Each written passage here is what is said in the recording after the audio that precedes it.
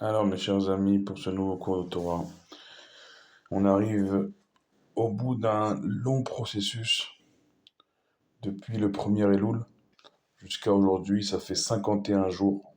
Gematria, valeur numérique du mot hébreu na, une supplication, une supplique qu'on fera à Dieu au terme de cette nuit de veillée de Hoshana Rabbah.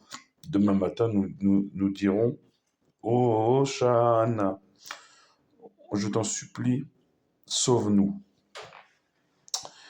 Et ça colle parfaitement à l'actualité actuelle, puisque demain matin, nous, nous reverrons nos premiers otages vivants.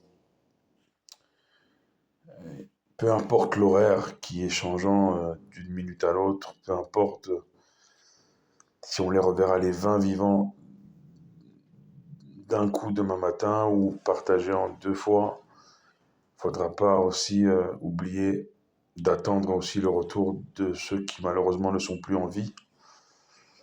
Ça va prendre un peu plus de temps pour les localiser, mais la promesse a été faite que entre demain et après-demain, mardi, tous nos otages, les 48, seront revenus dans les frontières de la terre d'Israël.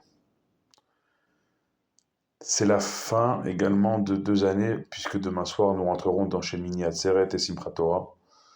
Et calendairement parlant, ce sera la fin de 2 années, Simchat Torah 2023, Simchat Torah 2025, de 2 années de cauchemar, de souffrance, de larmes, de deuil, de cris, de peine, de colère, d'attente, d'espoir, parfois déçus, de nombreux otages comme soldats morts, et même des civils dans des attentats jusqu'à il y a quelques semaines à la porte de Jérusalem.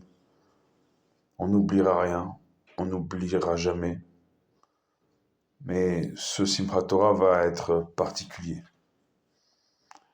puisque demain et après-demain, donc en veille et en plein jour de Shemini Atzeret de Simchat Torah pour Israël, eh ben on espère revoir tous nos otages et même ceux qui ne sont plus en vie, on va les enterrer dignement dans les frontières de la terre d'Israël et permettre à leur famille de commencer 2 ans après leur deuil.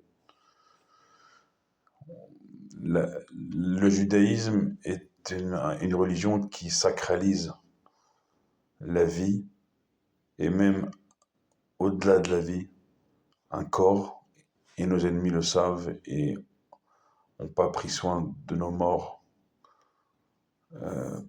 pour nous faire souffrir et faire souffrir les familles, même au-delà de la vie. Mais on ne laisse personne en arrière. C'est comme ça qu'on dit dans l'armée israélienne, on ne laisse personne, pas même un corps, en arrière, c'est-à-dire on ramènera tout le monde. Et cette nuit doit nous conduire à demain matin, ça va sûrement coïncider avec l'actualité, au moment même où les premières lueurs les premiers retours de nos otages demain matin, dans, dans toutes les synagogues, on criera avec nos loulavim, avec nos etrogim, avec nos hadassim, avec nos haravot, qu'on frappera 5 fois à la fin de la prière de cette veillée d'Hoshana Rabbah demain matin. Au son du chauffard, on criera « Oh Hoshana, sauve-nous ».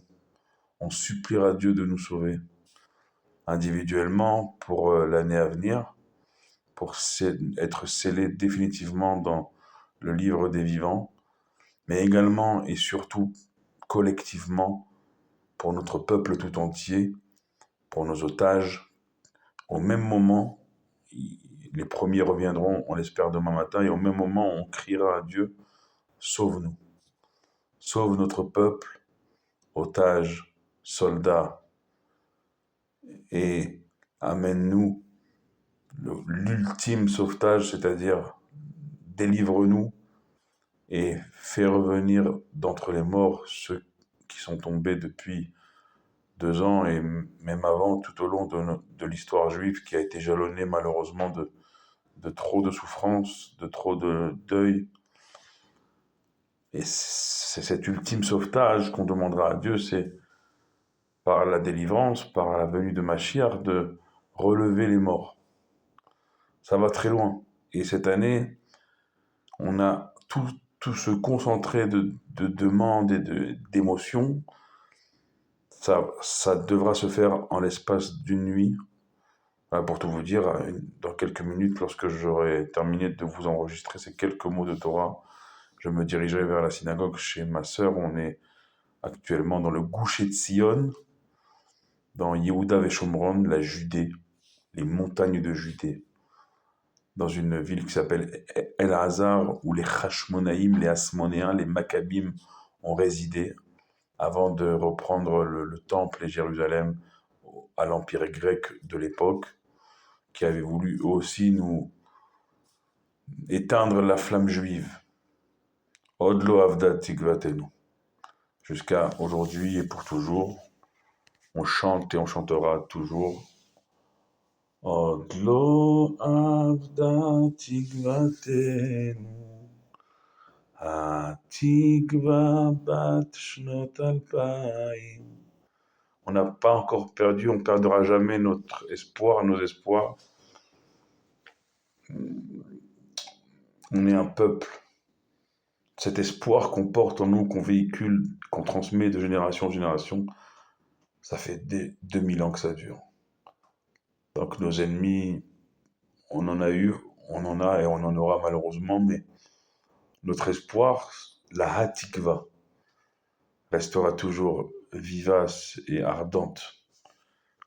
Ça fait 2000 ans que nos ennemis essayent de nous éteindre cet espoir, cette flamme de vie.